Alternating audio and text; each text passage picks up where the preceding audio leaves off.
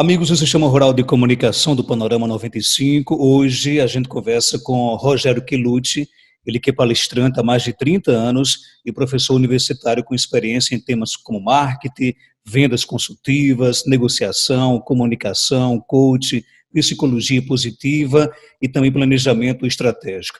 E a nossa entrevista de hoje é justamente de um tema que fundamenta os cursos desenvolvidos pelo Rogério, que é o propósito de vida. Antes de qualquer coisa, Rogério, obrigado por aceitar aqui o nosso convite. Bom dia. Olá, tudo bem? Muito obrigado, Marcos, pelo convite. É um prazer participar aqui do seu programa e desejo também aí faço uma saudação a todos os ouvintes, aqueles que acompanham o programa. Um grande abraço para vocês e muito obrigado por participar, por eu poder participar desse bate-papo aqui, que eu espero que seja bem positivo. Para mim, eu sei que vai ser, espero que para vocês também. O propósito é aquilo que faz você, são as coisas que fazem você acordar de manhã, apesar de ter tudo contra, sabe aquele momento na vida que você tem tudo que diz para você, fique na cama que é melhor, não saia para o mundo, não se arrisque, porque tudo lá fora parece um caos, e ainda assim você fala, eu vou. Pois é, provavelmente o que te faz levantar da cama, apesar de ter tudo contra, é o teu propósito. Entretanto, o propósito, infelizmente, não é uma coisa que a gente aprende na escola. Todo mundo tem o seu propósito de vida, mas pouca gente sabe qual é. E aí isso é um grande motivo de angústia para algumas pessoas, porque se você vive uma vida fora da direção do seu propósito, provavelmente você vive uma vida com mais situações infelizes do que quem vive dentro do propósito. Não significa que propósito é uma coisa que vai te deixar sempre feliz, que vai te manter sempre alegre. Afinal de contas, a vida é feita de momentos bons e momentos maus, mas quando você vive dentro do seu propósito, os momentos maus parecem que passam mais rápidos ou você sofre menos com eles. Propósito de vida é o sentido que você encontrou para a sua vida, que é um pouco diferente, porque ele vai além daquilo que as pessoas chamam de missão. Isso é uma confusão, às vezes. É comum a gente ver em empresas, a gente vê lá nas empresas definido missão, visão e valores. Então, missão é o que eu faço, visão é onde eu quero chegar, valores são a maneira que eu faço as coisas. Agora, propósito, ele responde a pergunta, por que eu faço? Então, ele é um degrau acima da missão. A missão você pode concluir. Então, por exemplo, eu posso ter como missão criar meus filhos. Então, eu criei meus filhos. Só que se eu não estiver conectado com o propósito, é provável que eu me sinta muito mal com isso. Mas pode ser que a resposta da missão, eu quero criar bem meus filhos, a resposta que está no propósito é, eu vim na Terra para ajudar pessoas, e dentro das pessoas estão meus filhos, a serem seres humanos melhores. Então, eu dou minha contribuição de modo que eles sintam-se melhores, mais engajados, mais dispostos, mais vivos. Então, esse é o meu propósito. Dentro do meu propósito vai a minha missão, criar meus filhos. Se eu criei meus filhos, dentro do meu propósito eu posso achar outra missão. Agora eu quero fazer isso numa instituição de caridade. Agora eu quero fazer isso dentro do meu trabalho. Eu quero fazer com os meus funcionários, por exemplo, ou com os meus pares, com aqueles que trabalham junto comigo, mesmo sem eu ter uma função de gestão ou de liderança. Rogério, você acha que muitas pessoas conseguem, por exemplo, dentro dessa pandemia, né, também tirar o seu propósito de vida? Eu acredito que sim. E o que me leva a crer nisso, eu até tenho um canal no YouTube onde eu gravo histórias e eu disponibilizo essas histórias que elas têm um fundo moral, com a finalidade da pessoa fazer reflexões sobre sua vida e buscar transformar seus comportamentos. Eu tenho uma historinha que eu gravei lá, chamada A Vaca e o Precipício, que eu não sei se você conhece, mas eu vou resumir essa história. Quem quiser assistir e conhecer a história toda, basta entrar lá no meu canal, é Rogério Quelucci, e vocês conseguem assistir não só essa, mas outras histórias também. E a história ela conta o seguinte, que havia um agricultor, um morador numa região rural, que ele e toda a família viviam de uma única vaquinha, que eles tiravam leite para fazer queijo, para tomar o leite, e viviam numa miséria, numa situação calamitosa financeira.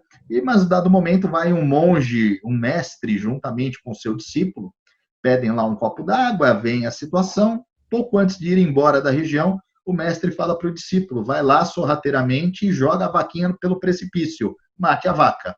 O discípulo faz, mas fica com peso na consciência enorme quanto a isso.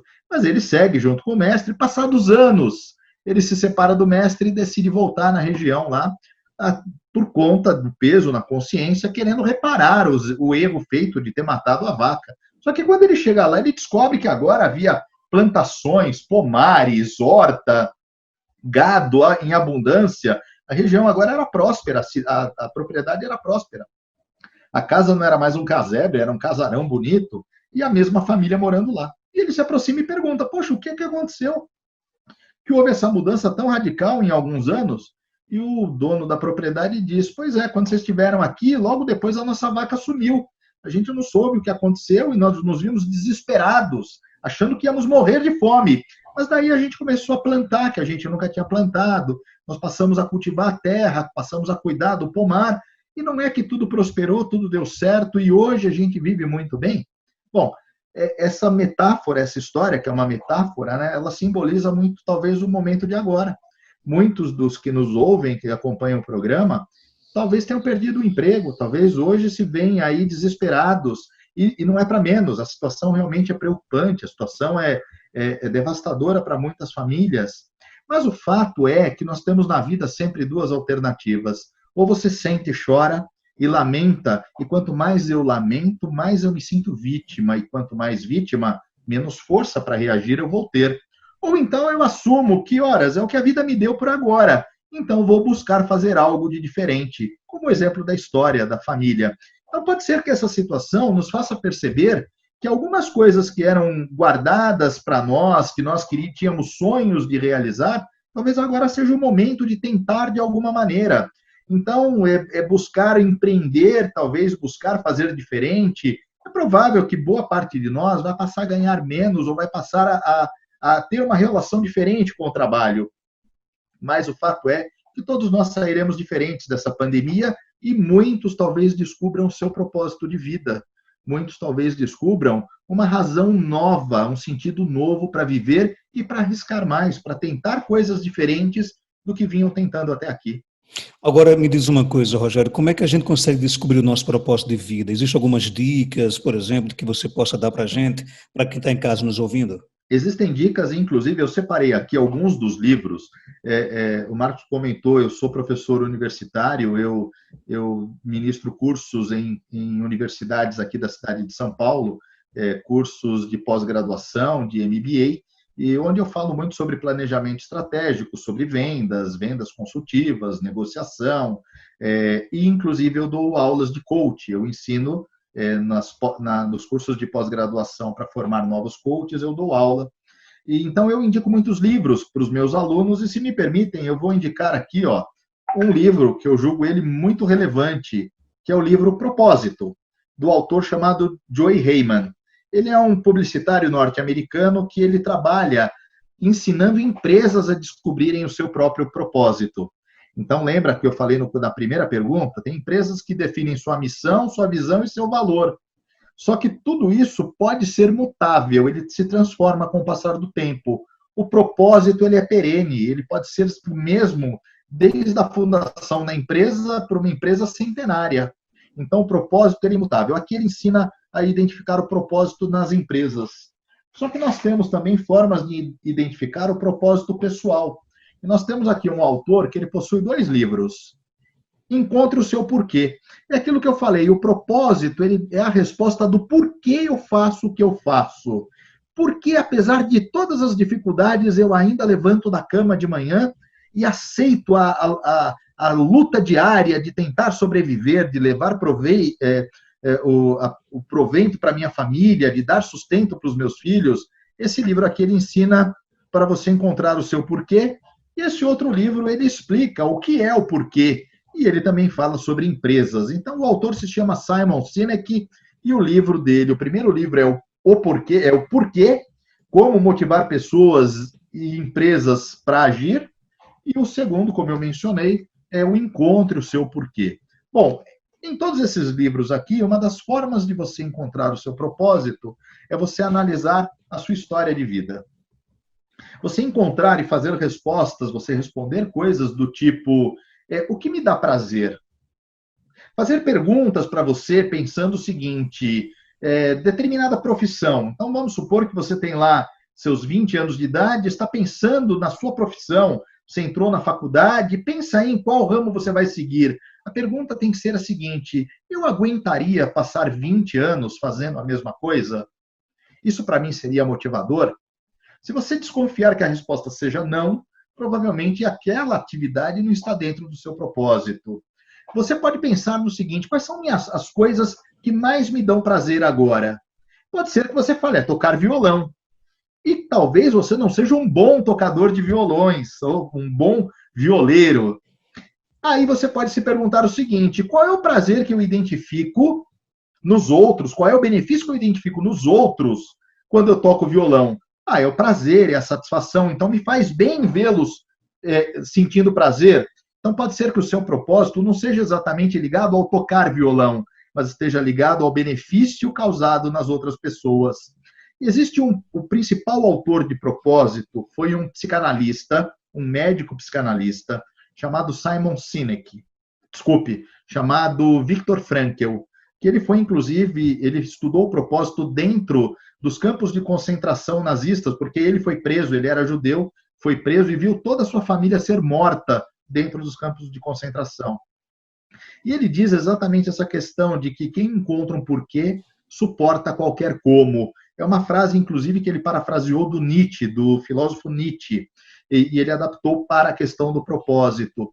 Então, se você descobrir o seu porquê, o seu propósito, é provável que qualquer coisa que você faça com prazer. E ele identificou, ele diz nos tratados dele o seguinte, o melhor propósito, ou os melhores propósitos, não são aqueles focados em você, os propósitos egoístas. Esses não agregam pessoas, e esses são difíceis de serem realizados, porque dificilmente você consegue ter plenitude na realização de um propósito sozinho. A gente precisa ter gente junto com a gente para conseguir fazer uma causa acontecer.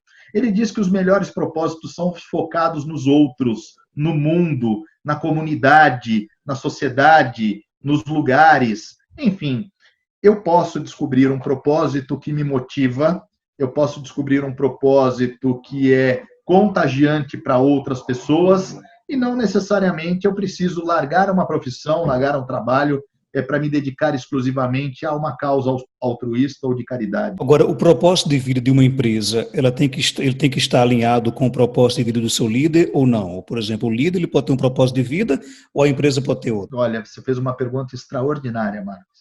Provavelmente, uma empresa, quando ela nasce um espelho do seu dono, do seu fundador.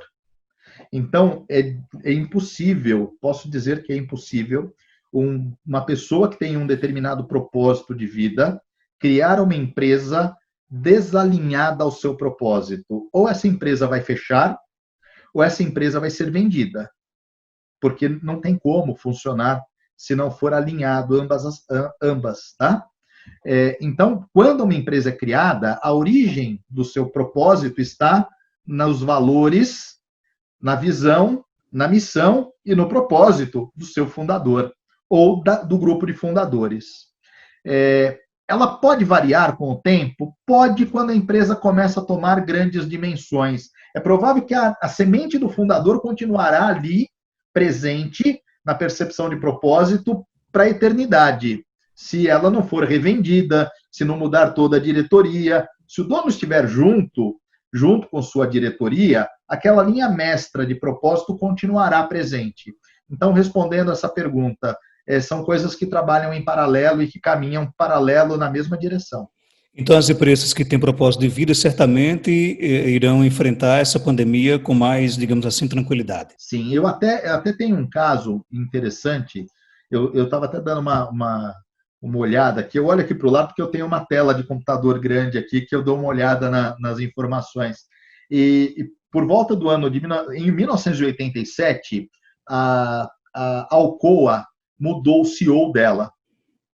colocou para trabalhar como CEO, como presidente, vamos simplificar o nome, né, presidente, um senhor chamado Paul O'Neill. E a primeira declaração que ele dá à imprensa, a Alcoa estava passando por uma crise, passando por uma dificuldade no mercado, e o que eles esperavam? Afinal de contas, é uma empresa que tem acionistas, então, sempre que muda um presidente de uma grande empresa, tem uma coletiva de imprensa para comunicar à sociedade, comunicar aos meios de comunicação o que ele vai fazer. Normalmente, o que acontece é o seguinte, o CEO de uma empresa, o presidente sobe lá no púlpito e fala o seguinte, olha, pessoal, nós vamos demitir gente, a gente vai economizar, vamos cortar custo e vamos negociar com o governo para diminuir o imposto. Geralmente é o padrão do que eles falam. E aí a história nos conta que ele fez o contrário, ele subiu no púlpito e falou, gente, eu não estou preocupado com quanto a empresa ganha ou quanto ela perde, eu estou preocupado com as vidas que são perdidas dentro da Alcoa, porque eu descobri que nós temos tantos acidentes de trabalho que levam à morte todos os anos, nos nossos milhares e milhares de funcionários espalhados pelo mundo, nós temos um número altíssimo de gente que morre. São famílias que perdem uma pessoa querida, uma pessoa que eles amam. Então, a minha missão, e na verdade ele estava falando de propósito, é fazer com que nenhuma família mais chore a perda de um familiar que trabalha aqui. Nós vamos cuidar dos nossos. Olha que coisa maluca. Então, enquanto todo mundo preocupado com dinheiro, ele veio falar, nós vamos cuidar dos nossos. Bom, o que aconteceu? Ele não só falou, mas ele agiu nesse sentido, e todos os funcionários começaram a ficar apaixonados por aquela maneira de fazer gestão, pensando em gente, e não dando foco no dinheiro. No primeiro momento, as ações da Alcoa caíram de forma vertiginosa, mas para resumir a história, ele ficou durante 13 anos como gestor da Alcoa. A Alcoa valia, quando ele entrou, 3 bilhões de dólares. 13 anos depois, ela valia quase 28 bilhões de dólares. Ele fez aumentar em 10 vezes o valor da empresa. O lucro dela em 1987 era de 200 milhões de dólares. 13 anos depois, ela lucrava por ano 1,5 bilhão de dólares. De novo, ele fez aumentar em quase 10 vezes o lucro, dando foco em gente.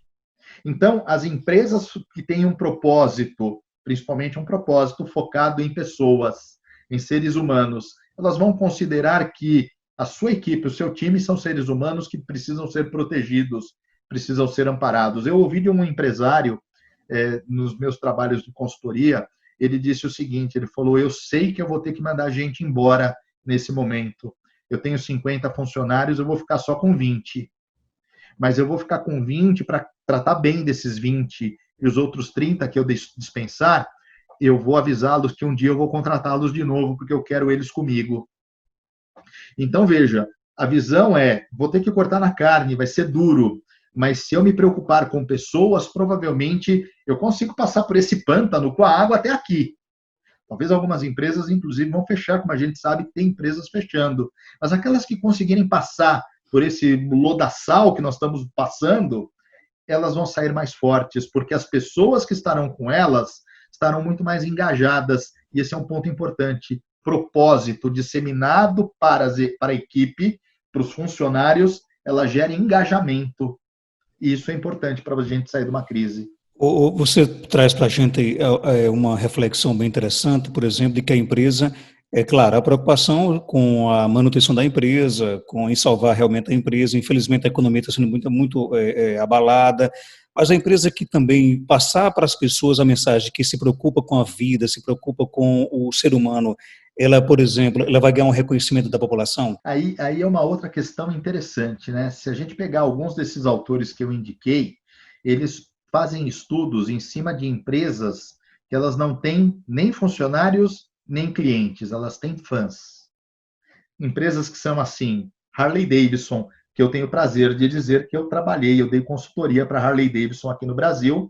Eu passei 1 ano treinando toda a força de vendas deles, todos os gerentes, sobre técnicas de vendas e gestão de equipes, então eu conheço bem a realidade da Harley Davidson. Harley Davidson, Disney, a Disney é um exemplo disso, a Apple e algumas outras empresas grandes que, na verdade, elas, como eu disse, elas não têm nem funcionário nem clientes, elas têm fãs. E por que elas têm fãs? Porque a mensagem dela, durante toda a trajetória de existência dessas empresas, foi focada no bem-estar dos seus clientes e dos seus colaboradores. Então, as empresas que perceberem que o papel dela, ganhar dinheiro, quando dou aula de marketing, eu falo, olha, tem uma diferença no propósito da existência de uma empresa para o marketing e do propósito da existência de uma empresa para a administração. Para a administração, uma empresa existe para dar lucro para os seus acionistas. E isso é importante, é uma visão importante do papel da administração. Agora, quando a gente fala do marketing, uma empresa existe, do ponto de vista do marketing, para resolver problemas de clientes e encantar pessoas através da solução de problemas. Só que a gente pode expandir isso hoje para o marketing e dizer ela resolve problema de funcionários, porque também são pessoas. Então, são os meus. As empresas modernas e a visão moderna agora do propósito aplicado em empresas, antigamente era assim, quem é a pessoa mais importante de uma empresa? O presidente. Depois vem a diretoria. Depois vem a gestão, os gerentes, os coordenadores. Depois vem os funcionários. Depois vem o cliente. Lá embaixo, que isso a gente chama de hierarquia militar. Há pouco tempo, a coisa de 15 anos, mais ou menos, 20 anos, o mercado virou a pirâmide. E colocou assim, o mais importante é o cliente. O segundo mais importante é o funcionário. E, por último, vem o presidente. A visão do propósito aplicado às empresas, ele mudou um degrau. Ele disse o seguinte, o mais importante é o funcionário, porque é ele que vai cuidar do cliente. Então, as empresas que pensarem, e depois vem o cliente, nessa hierarquia, depois vem o cliente como o mais importante. As empresas que se preocuparem com os seus, se preocuparem com os clientes e passarem esta visão de que nós somos uma empresa consciente, que trabalhamos e vivemos para um propósito, se esse propósito for um propósito focado nos outros, de bem-estar, de auxílio ao próximo, à comunidade, essas empresas terão uma visão muito mais positiva no cenário futuro. Essas empresas serão muito mais respeitadas e mais procuradas. A chance delas prosperarem depois dessa pandemia é muito maior. Mas vai depender da mensagem que elas deixarem para a população. Rogério, que lições, na sua opinião, a gente consegue tirar dessa pandemia? Aliás, que lições são importantes que a gente tira dessa pandemia? Olha, eu ouvi uma vez uma palestra de um grande palestrante brasileiro chamado professor Luiz Antônio Marins. Né? Não sei se quem nos ouve aí, nos assiste, já ouviu falar do professor Marins, mas ele já é palestrante muito mais tempo do que eu. E ele falou certa vez algo numa palestra que eu tive o prazer de assistir, que me impactou muito e que hoje eu nunca vi algo tão verdadeiro. A frase é: o homem vai muito mais além depois que se descobre exausto e cansado. Nós, provavelmente, muitos dos que estão nos acompanhando, chegaram num momento, olharam para os lados e falaram: meu Deus, eu estou no fundo do poço. Acredite, o fundo do poço é um lugar ótimo para a gente recomeçar. Porque se você bate o pé no fundo do poço, você tem força para ir para cima. Pense o seguinte, você não tem mais nada a perder. Está tudo certo. A partir de agora é a hora de recomeçar. Ah, mas eu tinha um grande emprego, eu ganhava muito dinheiro, eu era muito feliz. Ok, então deixa o passado no passado. Eu gosto muito da metáfora que diz o seguinte: viver é como dirigir um carro. No carro a gente tem o vidro para-brisa, que é grande, e o espelho retrovisor ele é desse tamanhinho. O passado a gente precisa olhar de vez em quando, a gente tem que olhar pelo espelho retrovisor para olhar as lições do passado. Mas se a gente ficar só olhando para o espelho retrovisor, a gente bate o carro. Então, é importante agora, o que eu digo é, agora é o momento da gente se reinventar. Deixa o passado no passado. Sua vida foi boa, que bacana. Você ganhou muito dinheiro, que bacana. Você fez uma reserva, que bacana. Agora vamos nos reinventar. Pegue as lições do passado. O que não fazer, é importante a gente aprender o que não fazer. Aliás, o Steve Jobs dizia que é mais importante a gente saber o to do, que é o não fazer, do que o fazer, do que o que nós temos desculpa, o trade-off, né? O trade-off é mais importante saber o trade-off do que o trade-in. Então, é mais importante saber o que não fazer do que o que fazer. Então, agora é hora de aprender com os erros do passado, saber os gastos que a gente tinha desnecessários, sabe aquela coisa que era pelo capricho, pelo prazer? Então, contabilize eles e coloque para fora. E não tenha sofrimento, não sofra com o passado. Existe um psicanalista brasileiro chamado Paulo Gaudêncio, que o Paulo Gaudêncio, ele é um cara extraordinário, e autor de livros, ele é conferencista, palestrante. O Paulo Gaudêncio, ele fala um negócio muito interessante sobre maturidade. Ele fala que maduro, como é que você identifica uma pessoa madura e uma pessoa imatura? Primeiro, olhando que todos nós na vida a gente tem que fazer escolhas o tempo todo. Viver é escolher o tempo todo. Maduro é a pessoa que consegue fazer uma escolha e não sofrer pelo que não escolheu, pelo que ele abriu mão. Porque escolher sempre será escolher uma coisa e abrir mão de outra, que talvez você também quisesse.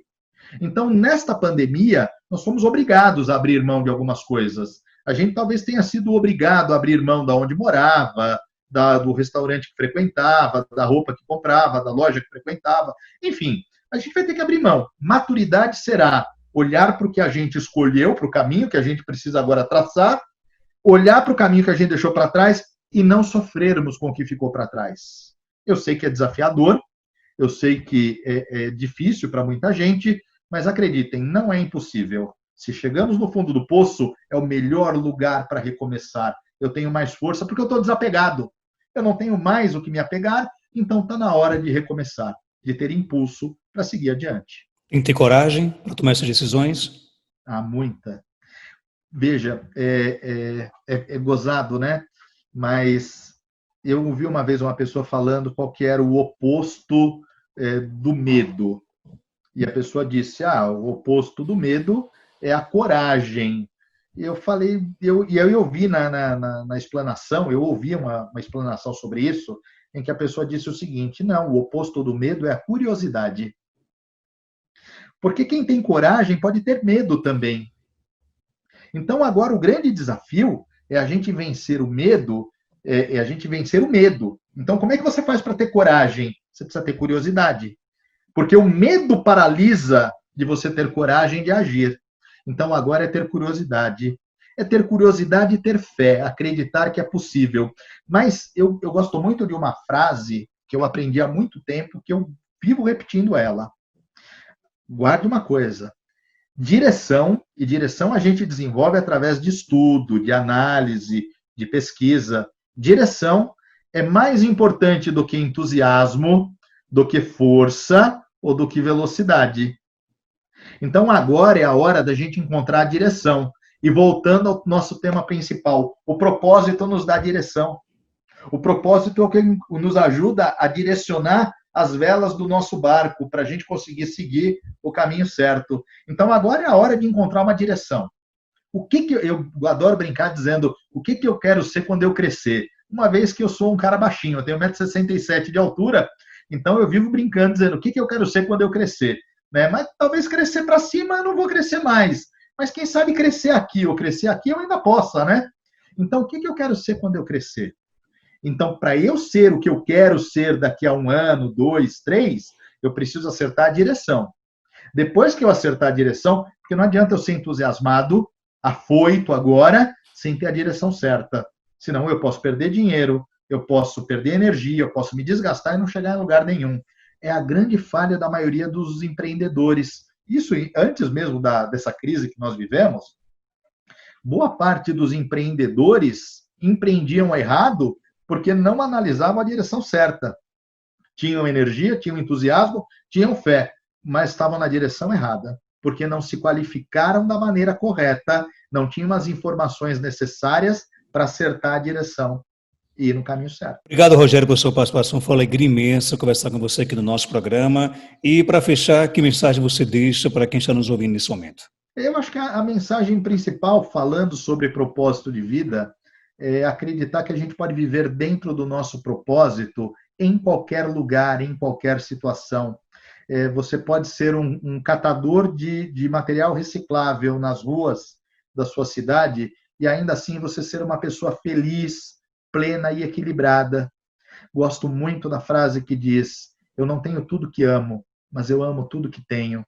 Então dá para viver com propósito, com dignidade, em qualquer lugar, em qualquer situação. Até porque as coisas que vão nos fazer felizes de verdade na vida e que vão dar significado na nossa vida não são coisas, são pessoas. Dentro de um propósito focado em gente, a gente põe essas pessoas do nosso lado e a gente vive melhor.